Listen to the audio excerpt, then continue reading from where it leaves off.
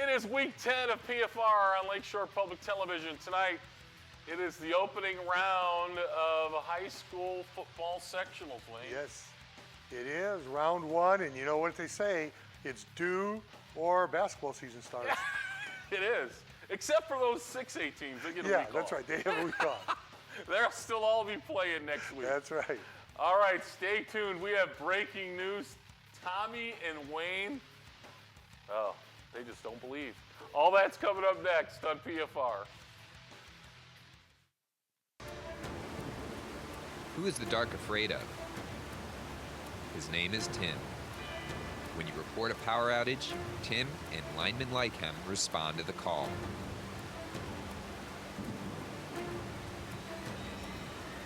Text OUT to 444-111 to report an outage.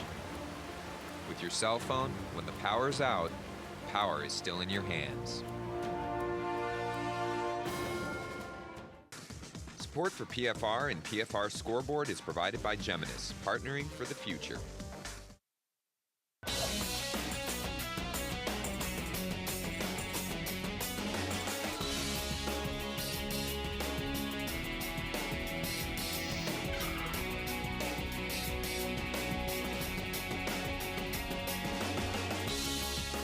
We're back. It's week 10 of PFR, and I almost had a brain cramp. We're ready, though, Wayne. We're ready. We've got the highlights coming up of week 9. And we've had some good games last week. I mean, Good Portage playing very, very well against LaPorte, and then, you know, Crown Point's victory over Michigan City. Wayne, they're always great games when the check mark is 2-0. Let me tell you. And the check mark good. was 2-0 to go That's back right. over 500. Let's look back at week 9 on PFR Rewind.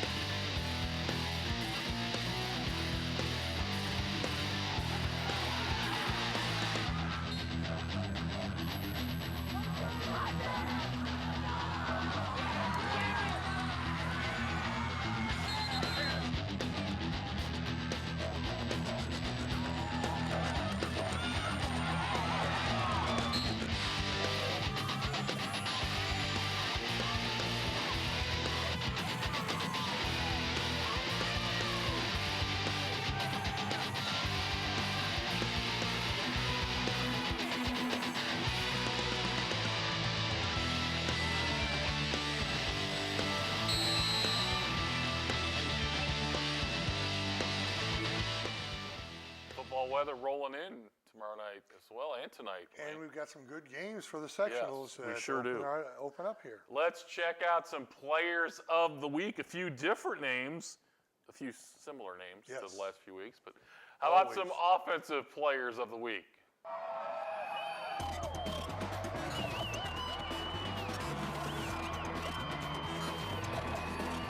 Grayson Link getting some recognition. He had a good week. Oh, he had a great week. Yeah. I mean, you know, you're looking at 199 yards and 5 TDs against Michigan City in a huge upset there. That was big. That was big, some running, some 2 long touchdown runs for Grayson Link.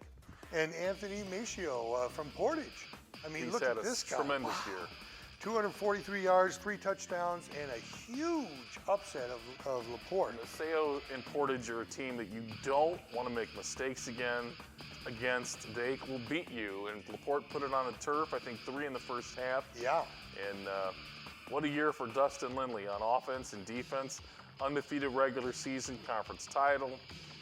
Tremendous leader for Hanover Central, and even made his radio debut, I heard last week. That's right. That's right.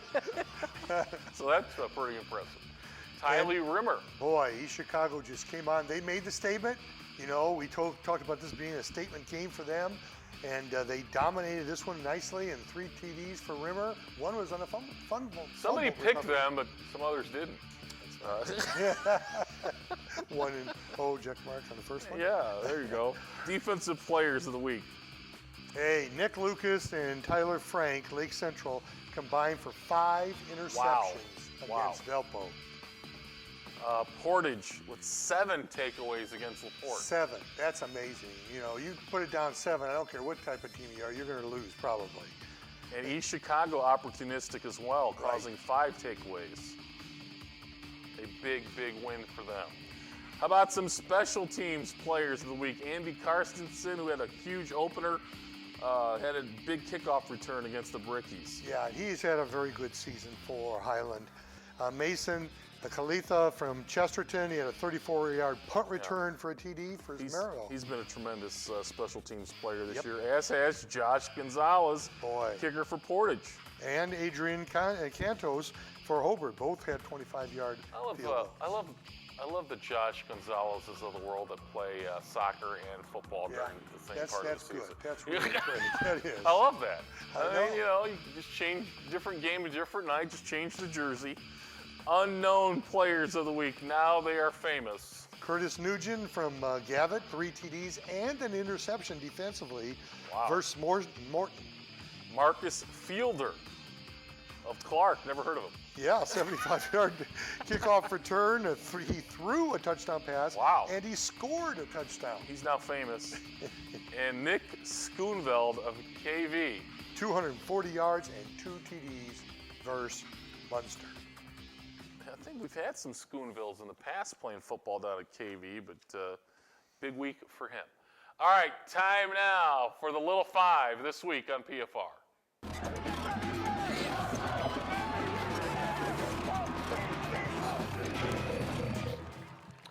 Well, you got South Central, Gavitt and Rensselaer in the 5-3 spot.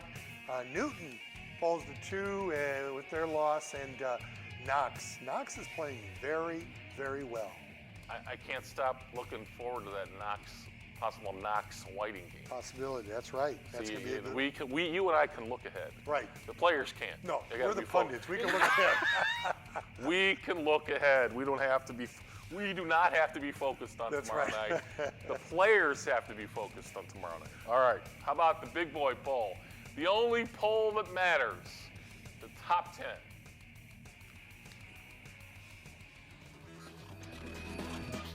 Lowell had a nice win last week, and they're still number 10.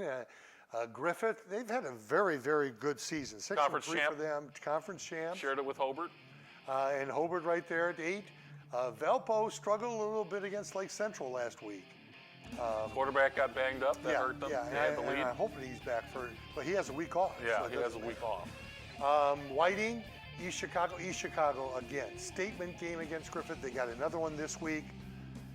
Hanover Central, undefeated conference champions, first time ever for Hanover Central. I like in Portage their long, being up long at number history. 3. 5 years. I like Portage being up at number 3. I do too. I think that they deserve it. They've played well. They have a shot at their sectional title. They have a real shot. Sure, they may be the favorite. Yeah, definitely. And Michigan City then at number 2, and still on the big boy polls, number 1, the LaPorte Slicer. Well, and I agree with this just because, you know, it really wasn't a game that it meant undefeated regular season is the only thing it meant. They had the conference title wrapped up. So I still think LaPorte should, based on their resume, should still be number 1. Yeah, and Michigan City, it was hard to, does Michigan City, Portage go to number 2 then? Because they beat LaPorte, or number 1. Michigan City beat LaPorte handily during the first part of the season. Michigan City beat Portage. Portage, I'm sorry. Yes, yeah, I'm sorry. yeah. Michigan City beat Portage. So, I mean, that's a situation where I think number 3 is a good spot for them. All right, we're going to take a timeout. Last week, Wayne and Tommy thought East Chicago had absolutely zero chance against Griffith. Zero. I'm starting to see a trend developing. We'll be back. T-Dub will be out for our game of the night. It's coming up next on PFR.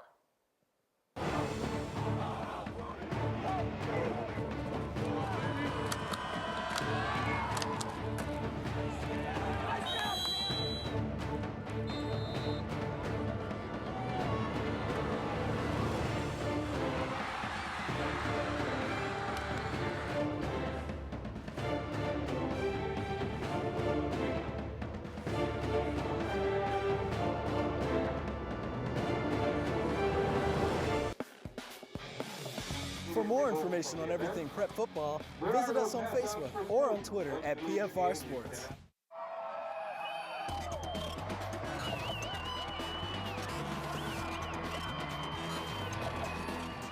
And as Joe and Wayne mentioned, we're here at Munster to take a look at the matchup between the Mustangs and East Chicago Central. And speaking of the Mustangs, let's welcome their head coach, Leroy Marsh, to the program. And Coach, first off, that's an awfully tough and extremely fast East Chicago team you have to face on Friday. They're very talented, and they're not 8-1 because they're lousy, but we look forward to have the challenge of going against them. Okay, we know they're fast, but what is a big concern for you going into this matchup? They're big. They're huge across the offensive and defensive lines, and their running backs are very big and fast. They're hard to bring down. Now, your football team, unfortunately, not bringing momentum into the playoffs. What do you do as a head coach to try to turn that around before Friday? You just keep working on the things that you haven't done well. And so blocking and tackling has been the thing. Our biggest thing has been turnovers. We seem to turn it over late in the fourth quarter and give games away. So we need to try to eliminate those. Coach, let's talk a little bit about your football team and what good they're doing so far this season. What things do you look at that make you feel that we have a chance to get some things done this playoff season? Well, we have a little bit of everything. We have some offensive linemen. We have some defensive linemen, throwers and catchers. Our quarterback's been outstanding all season. We have pretty good receivers. Jalen Scott has got a ton of catches. So we can do some things well. The things that we don't do well are turnovers and breakdowns. How is it that you can't have a conversation about Munster football without the name Jiminville popping in there someplace? Well, he's a great one. He's been outstanding. I think he's thrown the ball for over 60% in games. He's a real leader. He's run the ball very effective. He's a real good football player, a real good young man also. You have a lot of experience as a head coach, obviously, and in this whole playoff thing. What's the most important preparation thing coming into the playoffs for you? Survival. You need to get to a mode where you're not holding anything back, surviving, and getting to the next week. So let's say this is Friday of the game. What are you going to say to the kids before they take the field? You start saying those things on Monday and Tuesday. So, our kids know this is it. We'll go out and play the best we can. We'll prepare them as well as we can, so for offense, defense, kicking, and go from there. A lot of things you say before the game, that lasts for maybe 10 minutes, and after that it's mostly blocking and tackling. As always, it's a pleasure, sir. Thank you, Tommy. I appreciate it. Okay, that's the Munster side of things. Let's say we head on out to East Chicago to talk about the Cardinals. And guys, come to think of it, Munster versus East Chicago would make a great sectional basketball game, but this time we're talking football. And this guy's happy to be a part of that Munster rivalry because that's your sectional opponent coming up. Jay Novak, the coach of East Chicago, giving us the 4-1-1 and what the Cardinals have to do to win their Friday game against Munster. And Coach, first off, tough question for you. Name something Devontae Jones can't do. Well, you got me on that one. He's a pretty special kid. He does a lot of things for us. Now, let's talk a little bit about that Griffith game because a lot of people, and I have to admit I was one of them, felt East Chicago needed that game for a resume stuffer going into the playoffs. So how big was that Griffith win for you? It was a very big one. I mean, first of all, Ben Gefford and his staff are unbelievable. Great coaching staff. Guys that make adjustments throughout the game and really kept us on our toes. And it was kind of a good old-fashioned chess match, back and forth. And that's just a tribute to those guys. And they play very hard. And we knew going in that some people have said our schedule is, somewhat weak, and I beg to differ because there's a lot of good coaches that we play and teams that we play in that Hammond League, and really that was a game where we felt like, sectional wise, let's go in and see what we could do and see how we stack up, because essentially that's all the NCC opponents that they've played, and they were the league champs, so it was a good measuring stick. Munster coming up on Friday. What's your biggest concern? We need to stay disciplined. That team, we've watched some film now. They've gone right down the field on, offensively have gone down the field on some very good teams. And, defensively have put up a some nice stops. And, their record has no indication of who they are. We've seen the tape. We have an idea that, that they're pretty darn good, and we're going to have to be on our best game to beat them. The way you guys have played this year, and this team has gotten better every year since you've been here, are you guys trying to turn this into a football school and try to put basketball on the back burner now? You know what, really, that was never my intention. I just, wanted to come out here and have the guys compete, teach them how to be men, and really, teach them life lessons. That's what me and the coaches do. We focus on those type of things, working hard, respect, and along the way, we're taking care of the little things, and some of the big things are starting to come our way, like this interview. A few years ago, I don't think WYN was too, interested in our program, which is fine, and that's a tribute to where we're at now and their hard work and all these coaches and the staff, and I'm proud of that. And really, basketball, football, heck, let's win them all. Let's be good in everything. And we got to do something about that bandwagon mentality, so we'll work on that. Coach, congratulations. Knock 'em dead on Friday. Thank you, sir. Okay, Joe, Wayne, you know what's coming up, right? Who you got? Well, I tell you, Joe, even though you're trying to throw Tommy and I under the bus, it's a Greyhound that you're I'm just reporting what I'm seeing. This is going to be a great game. This will be an excellent game. Yes. Yeah. I think that the team that scores first, if Munster can score first, get some points on the board, that could help them. It's a home field advantage. But boy, East Chicago has a lot of weapons. So Munster can't turn the ball over like they have. Well, and I think that's the big factor for me is EC has the ability to force turnovers. Munster's, unfortunately, that's been their big bugaboo is having turnovers. So when those two things match up, you would think that there might be some turnovers, and that could be the huge factor in the game. And Munster has to find a way to stop Jones. He's not just a running quarterback. He throws the ball very well, and Tylee Rimmer can catch the ball, and I think that both of them play defense. So, that's going to be a big factor. And he's right. Munster could go down the field, but they can't. Will they make mistakes on the way down the field? Right. That's the big thing. EC, obviously, great momentum. They had a great win last week. They really did. Should be flying very high confidence-wise. I didn't realize they were that big. Although I saw it. You saw on the my tape, goodness. and even Coach Marsh made mention of how big they are. Right. So that'll be a factor as well. Munster, it's going to make it difficult for them in the trenches. They've got a big-time quarterback who won't make a lot of mistakes. He's got to hope his teammates around him won't. And I think turnovers are going to be a huge factor. And that Jalen Scott from Munster, has had a great year. But Right. the last couple of weeks, he hasn't stood out. I think Jumonville needs to find him, just like Hoyer needs to find Jeffrey. But I really think that if he can find Scott, He might be getting, just like Bazaki was getting a lot of double teams or shading to one side. I think that's kind of what happened with Jalen Scott, is the defenses now are trying to take him away here later in the season after he had such a great start. All right, let's check out the records, Wayne. The check mark back over the 500 mark at 9-8 after the 2-0 week. You are still barely 70s. over the 70% mark, 73. Still in doubt whether you can stay there. You've had some successful weeks here, but sectional week, you know what they say, the records all go to zero now. Sectional week, I can see we're picking a lot of games, trying to up that percentage. Pull the All right. sectional. All right, time for Wayne's World.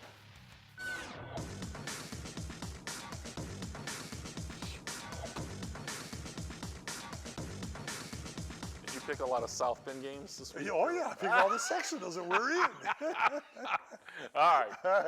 But remember now that there's no 6A games this week. Right. So they're all, we start off with 5A. All right. Okay. All right. Let's go to sectional 9. Class Right. 5A. Mishawaka, I like them. They're playing very, very well. And Michigan City is going to bounce back against Elkhart Central. I agree totally there.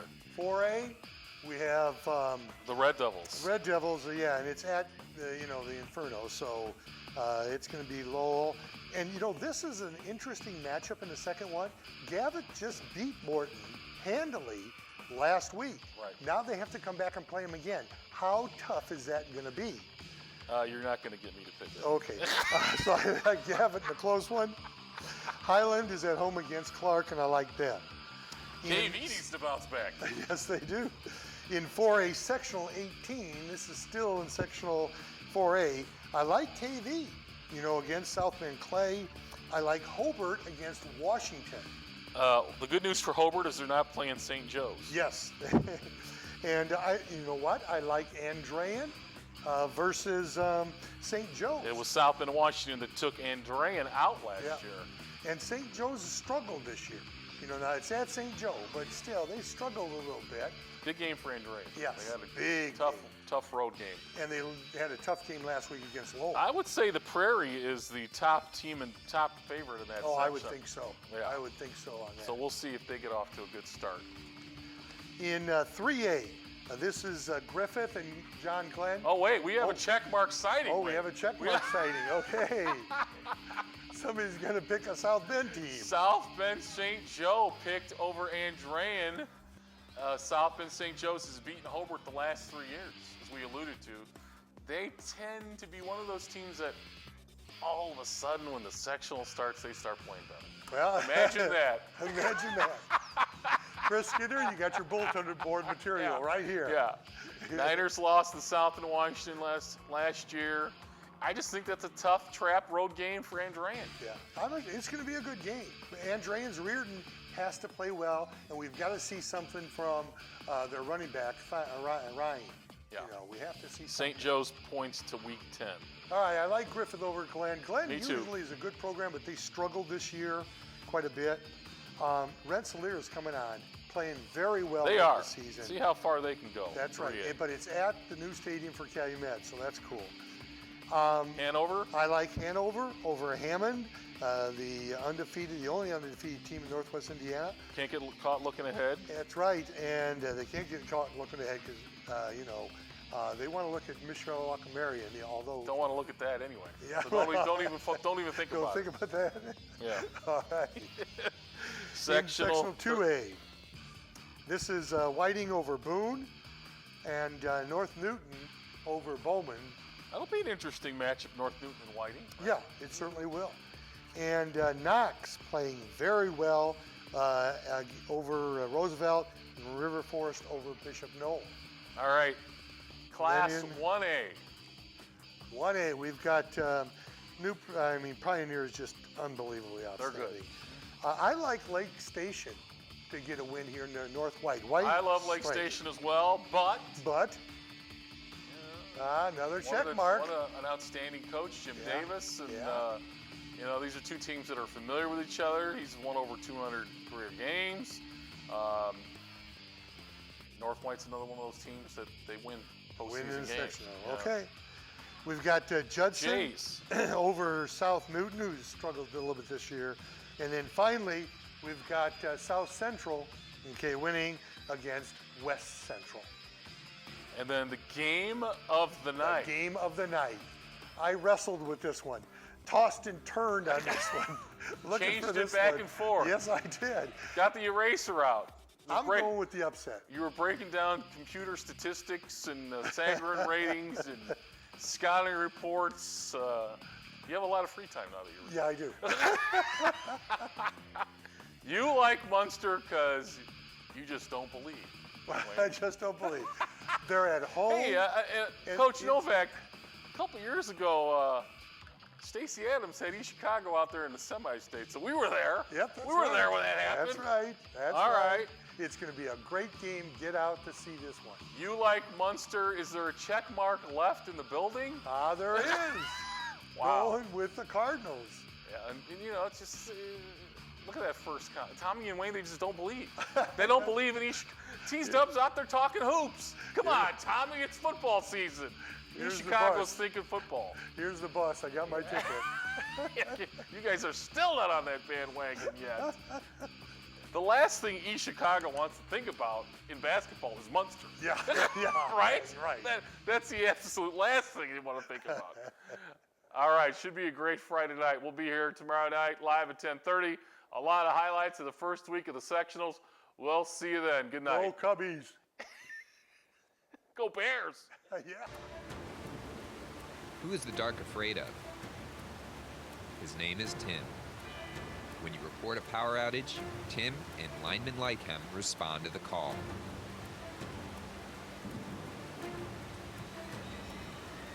Text OUT to 444-111 to report an outage.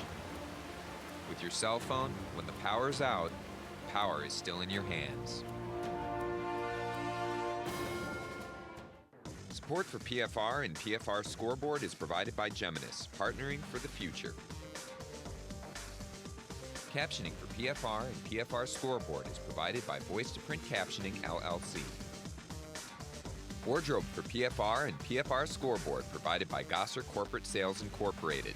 Custom embroidery, screen, and digital printing. Further support provided by Fahrenheit 212 Restaurant and Bar.